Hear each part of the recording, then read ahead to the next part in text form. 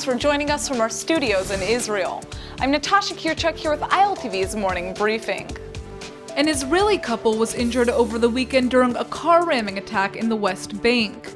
A Palestinian woman crashed her car into an Israeli vehicle near the entrance of the West Bank settlement of Kiryat Arba and managed to lightly injure two Israelis in their 50s.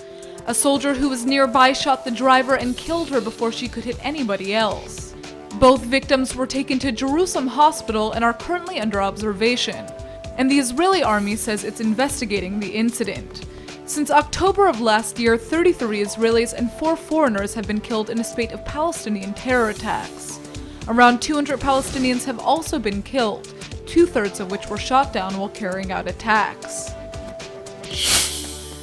The Israeli Public Security Minister Gilad Erdan has signed an order to ban a Palestinian-funded TV channel from operating in Israel for 6 months. Erdan claims the Musawa channel harms Israeli sovereignty and gives the Palestinian Authority a foothold in Israel. The channel is Israel-based and was formerly known as Palestine 48, and its content is produced in Nazareth and sent to the West Bank city of Ramallah for editing. The head of the Palestinian Broadcasting Corporation says the station's goal is to give a stage to the Arabs of 1948 so they can expose the Arab world to their experiences, and he claims the channel has no intention of violating Israel's rule of law.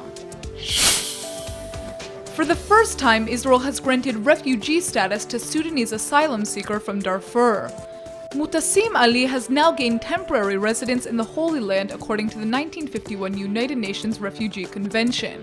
Ali says regime forces burned down his family's village in Darfur, and that he fled after he was arrested and tortured for activism.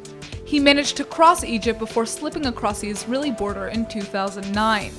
About 40,000 migrants from Sudan and Eritrea live in Israel, many of which live in detention facilities in the south. The Israeli Prime Minister Benjamin Netanyahu will fly to Rome today to meet with U.S. Secretary of State John Kerry.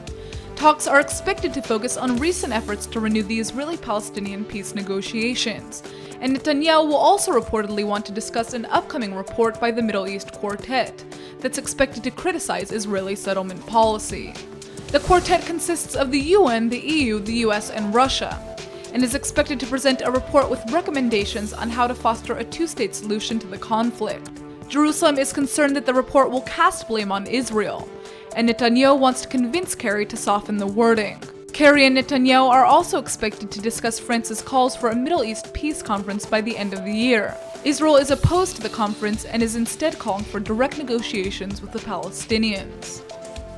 That's all for now. I'm Natasha Kirchuk, and see you later with our main daily broadcast from Israel at 2 p.m. Eastern Time.